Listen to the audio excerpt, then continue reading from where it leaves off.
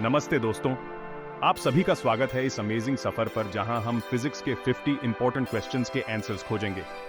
यह सफर आपके एग्जाम की तैयारी में मददगार तो होगा ही, साथ ही फिजिक्स को और डीपली समझने का भी एक शानदार मौका देगा। क्या आपने कभी सोचा है कि यूनिवर्स कैसे काम करता है? लॉज ऑफ मोशन क्या है? एनर्जी का रहस्य क्या है? इन सभी क्वेश्चंस के जवाब फिजिक्स के पास हैं और इन 50 क्वेश्चंस के जरिए हम इस साइंस की दुनिया में एक अद्भुत सफर पर निकलेंगे। तो तैयार हो जाइए, क्योंकि यह सफर नॉलेज से भरपूर और अत्यंत एक्साइटिंग होने वाला है।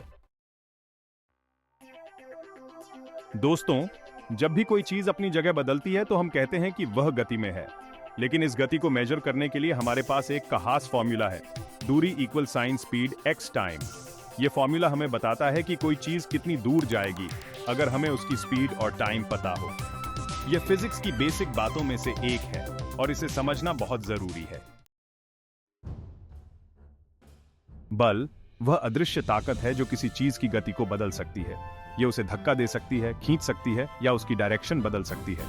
लेकिन क्या आप जानते हैं कि बल को कैसे मेजर करते हैं? बल की यूनिट है न्यूटन, जिसका नाम महान साइंटिस्ट आइजक न्यूटन के नाम पर रखा गया है।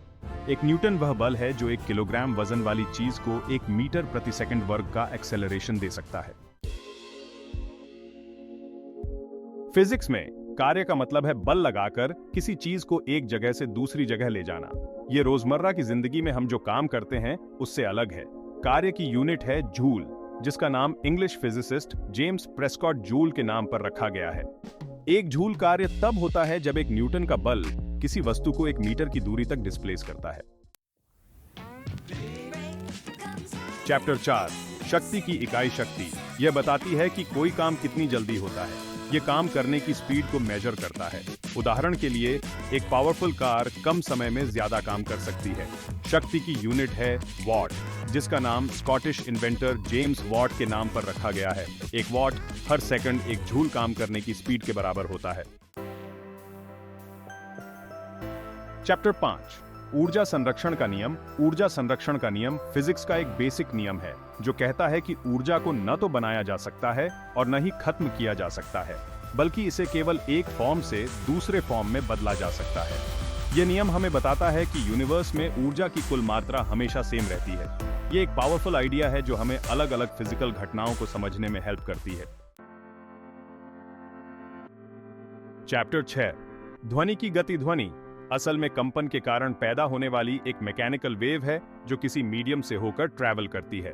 लेकिन क्या आप जानते हैं कि ध्वनि की स्पीड अलग अलग मीडियम्स में अलग अलग होती है? ध्वनि सॉलिड चीजों में सबसे ज्यादा स्पीड से ट्रैवल करती है, फिर लिक्विड्स में और गैसेस में सबसे कम। यह मीडियम के डेंसिटी और टेम्परेचर पर डिपेंड करता है। चैप्टर 7, ध्वनि के परावर्तन का सिद्धांत। जब ध्वनि तरंगें किसी सरफेस से टकराती हैं, तो वे वापस उसी मीडियम में रिफ्लेक्ट होती हैं। इसे ध्वनि का परावर्तन कहते हैं। यह वही थ्योरी है जिसके कारण हमें इको सुनाई देती है। रिफ्लेक्शन के नियम के अनुसार आपतन कोण परावर्तन कोण के बराबर होता है। यह थ्योरी कई सारे ध्वनिक इंस्ट्रूमेंट्स जैसे कि सोनर और अल्ट्रासाउंड में यूज होता है। चैप्टर 8, विद्युत धारा की इकाई। विद्युत धारा चार्जेस के फ्लो को कहते हैं। यह हमारे रोज के जीवन का एक इंपॉर्टेंट हिस्सा है जो हमारे घरों में लाइट जलाने से लेकर हमारे डिवाइसेस को पावर देने तक सब कुछ करती है। विद्युत धारा की यूनिट एम्पियर है, जिसका नाम फ्रेंच फिजिसिस्ट आंद्रे मरी एम्पेयर के नाम पर रखा गया है। एक एम्पियर हर सेकंड एक कूलम चार्ज के फ्लो के बराबर होता है।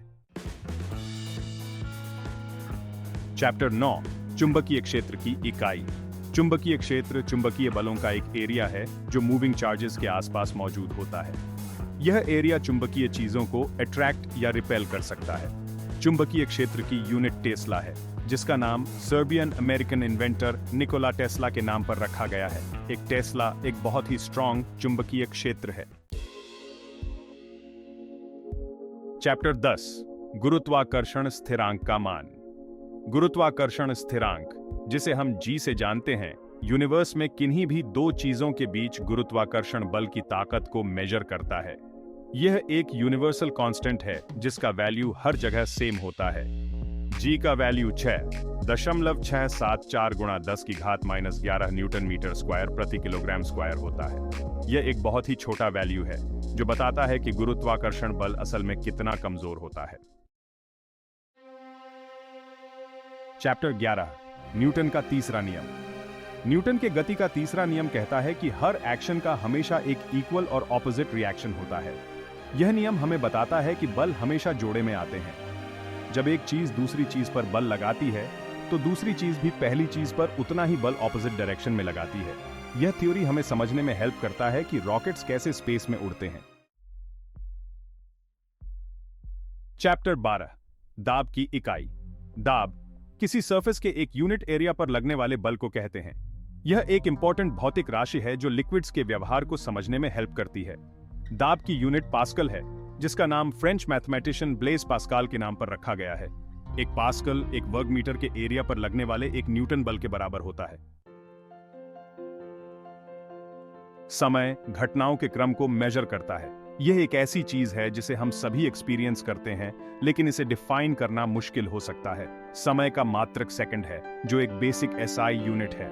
एक सेकंड सीजियम 133 एटम में एक खास ट्रांजिशन के दौरान निकलने वाले विकिरण के 9,192,631,770 साइकिल्स के बराबर होता है।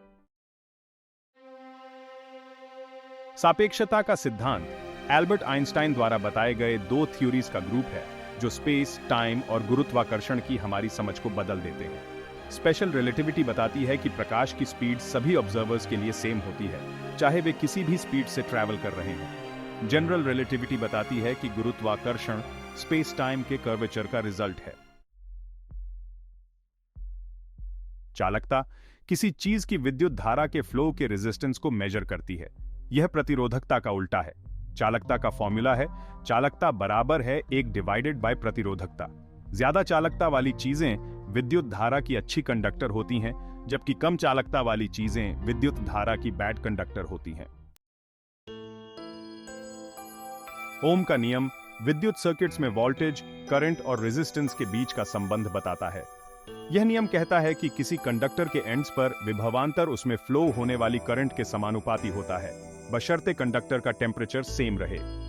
ओम के नियम का फॉर्मूला है V = sin IR, जहां V वोल्टेज है, I करंट है और R रेजिस्टेंस है।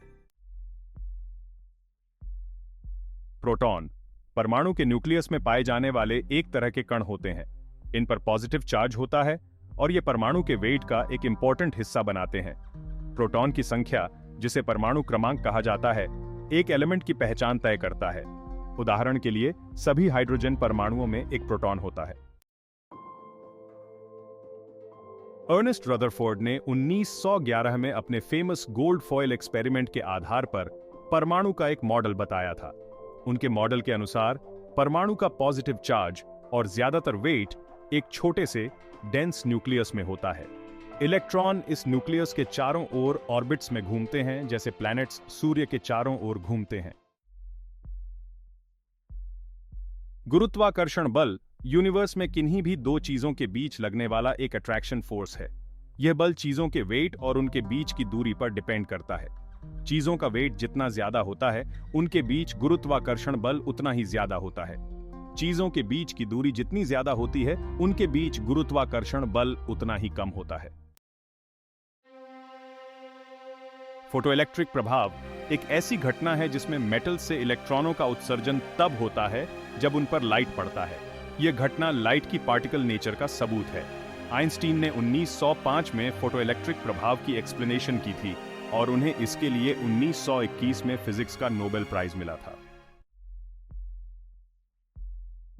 परमाणु का केंद्रक परमाणु के सेंटर में स्थित एक छोटा सा डेंस एरिया होता है जिसमें परमाणु का लगभग सारा वेट होता है। यह प्रोटॉन और न्यूट्रॉन से बना होता है, जिन्हें कंबाइंड रूप से न्यूक्लियॉन कहा जाता है। प्रोटॉन पर पॉजिटिव चार्ज होता है, जबकि न्यूट्रॉन पर कोई चार्ज नहीं होता है। चैप्टर 22 विद्युत चुंबक एक तरह का चुंबक होता है जो इलेक्ट्रिक करंट फ्लो करके बनाया जाता है। इन चुंबकों के कई यूजफुल गुण होते हैं। विद्युत चुंबक की पावर को इलेक्ट्रिक करंट की मात्रा को बदलकर कंट्रोल किया जा सकता है। इलेक्ट्रिक करंट के फ्लो की डायरेक्शन बदलकर चुंबकीय ध्रुवों को रिवर्स किया जा सकता है। चैप्टर 23 सिंगल फ्रीक्वेंसी वाली साउंड वेव को शुद्ध ध्वनि तरंग कहा जाता है। इस तरह की साउंड को एक टोन माना जाता है और इसे एक स्मूथ रेगुलर वेव के रूप में दिखाया जाता है। प्योर टोन साउंड्स नेचर में रेयर हैं। ज्यादातर साउंड्स कॉम्प्लेक्स होती हैं, जिनमें अलग अलग फ्रीक्वेंसीज और एम्पलीट्यूड्स की कई वेव्स होती हैं।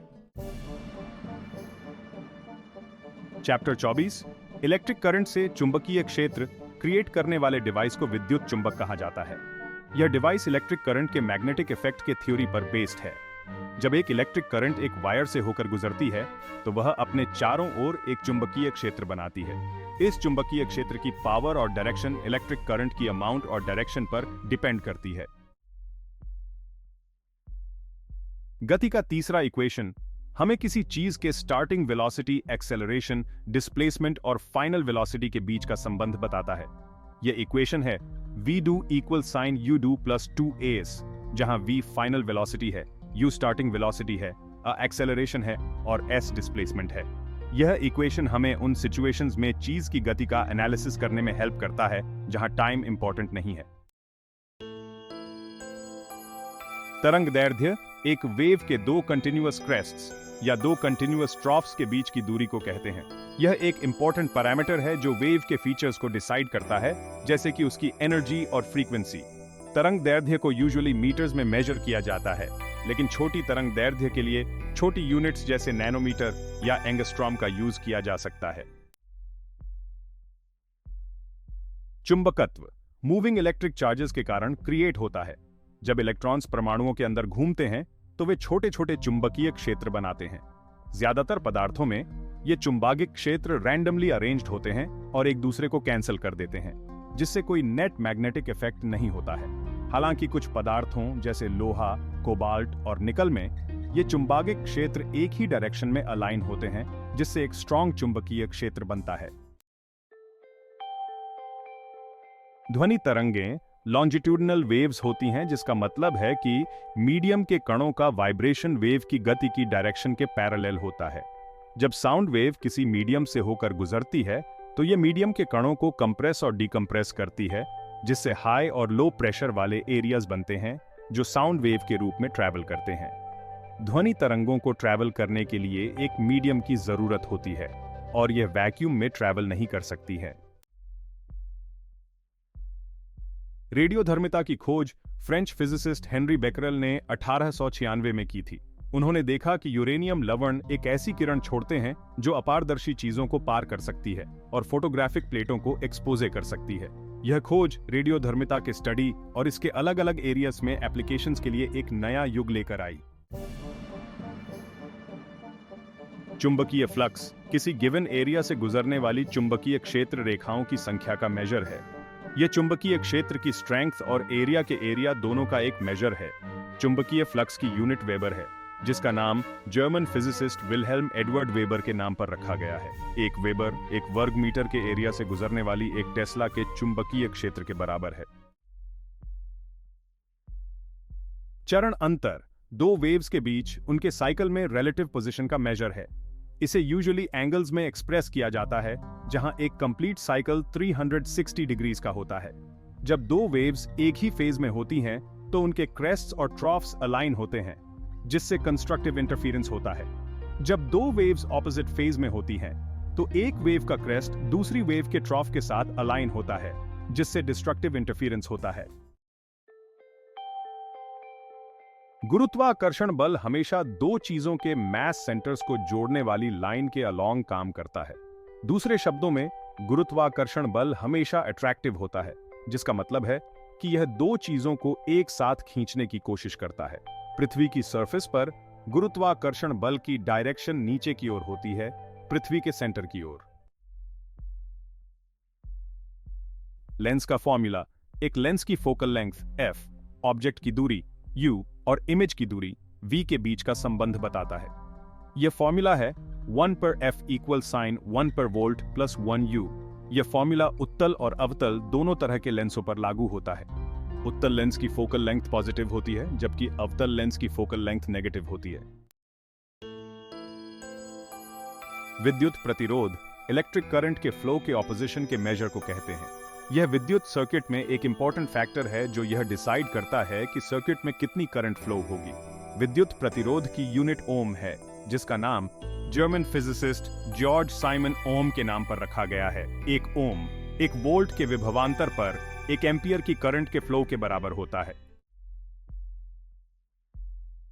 वोल्टमीटर एक इंस्ट्रूमेंट है जिसका यूज विद्युत सर्किट में दो पॉइंट्स के बीच विभवांतर या वोल्टेज को मेजर करने के लिए किया जाता है। यह सर्किट से जुड़ा होता है और यह मेजर की जा रही वोल्टेज के समानुपाती विक्षेपण प्रोड्यूस करता है। वोल्टमीटर को हाई रेजिस्टेंस के साथ डिजाइन किया गया है ताकि यह मेजर की जा रही करंट को ज्यादा प्रभावित न करे। विद्युत धारा का मात्रक एम्पियर ए है, जो इलेक्ट्रिक चार्ज के फ्लो की रेट का मेजर है। एक एम्पियर एक कूलम्ब चार्ज पर सेकंड के फ्लो के बराबर है। यह यूनिट फ्रेंच फिजिसिस्ट आंद्रे मरी एम्पेयर के नाम पर है, जिन्हें विद्युत चुंबकत्व में उनके इंपॉर्टेंट कंट्रीब्यूशंस के लिए जाना जाता है। किसी चीज का संवेग उसके वेट और वेलोसिटी का गुणनफल होता है। यह चीज की गति की अमाउंट और डायरेक्शन दोनों का मेजर है। संवेग का फॉर्मूला है P = sin mv, जहां P संवेग है, m वेट है और v वेलोसिटी है। संवेग एक सदिश राशि है, जिसका मतलब है कि इसकी डायरेक्शन और परिमाण दोनों होते हैं।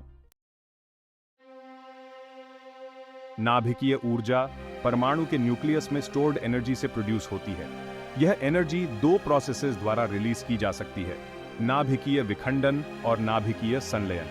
नाभिकीय विखंडन में एक हैवी परमाणु नाभिक जैसे यूरेनियम दो या दो से ज्यादा लाइटर नाभिकों में स्प्लिट होता है, जिससे बहुत ज्यादा एनर्जी रिलीज होती है। नाभिकीय संलयन में दो लाइट नाभिक जैसे हाइड्रोजन मिलकर एक हैवी नाभिक बनाते हैं, जिससे और भी ज्यादा एनर्जी रिलीज होती है। प्रकाश वर्ष डिस्टेंस मेजर करने की एक यूनिट है, न कि टाइम की। यह वह डिस्टेंस है जो लाइट एक ईयर में तय करता है। एक प्रकाश वर्ष लगभग 9.46 ट्रिलियन किलोमीटर के बराबर होता है। इस यूनिट का यूज यूजुअली स्टार्स और गैलेक्सीज के बीच की विशाल दूरियों को मेजर करने के लिए किया जाता है। ध्रुवीकृत प्रकाश एक तरह का लाइट होता है जिसमें विद्युत क्षेत्र के वाइब्रेशंस एक ही प्लेन में लिमिटेड होते हैं। यह प्लेन लाइट के ध्रुवीकरण की डायरेक्शन को डिफाइन करता है। ध्रुवीकृत प्रकाश नेचुरली पाया जा सकता है, जैसे कि सूर्य के लाइट का ध्रुवीकरण जब यह एटमॉस्फेयर में मॉलिक्यूल से स्कैटर होता है, या इसे ध्रुवीकरण फिल्टर का यूज करके आर्टिफिशियली प्रोड्यूस किया जा सकता है। विद्युत सर्किट में प्रतिरोधक एक निष्क्रिय कंपोनेंट है जो इलेक्ट्रिक करंट के फ्लो का विरोध करता है। यह विद्युत एनर्जी को हीट या लाइट जैसे दूसरे फॉर्म्स में कन्वर्ट करके करता है। प्रतिरोधक का रेजिस्टेंस ओम में मेजर किया जाता है और यह इसके फिजिकल फीचर्स जैसे कि इसकी लेंथ, क्रॉस सेक्शनल एरिया और मटेरियल पर डिपेंड करता है। विद्युत पावर एनर्जी ट्रांसफर या कन्वर्जन की रेट का मेजर है। यह विद्युत सर्किट में वोल्टेज और करंट का प्रोडक्ट है। विद्युत पावर का फॉर्मूला है P = sin VI, जहां P पावर है, V वोल्टेज है और I करंट है। विद्युत पावर को वॉट में मेजर किया जाता है। रेडियो तरंगों की खोज जर्मन फिजिसिस्ट हाइनरिक हर्ट्ज ने 1887 में की थी। उन्होंने जेम्स क्लर्क मैक्सवेल द्वारा की गई भविष्यवाणी की पुष्टि करने के लिए एक्सपेरिमेंट्स किए, जिन्होंने अपने विद्युत चुंबकत्व के थ्योरी में रेडियो तरंगों के अस्तित्व का अनुमान लगाया था।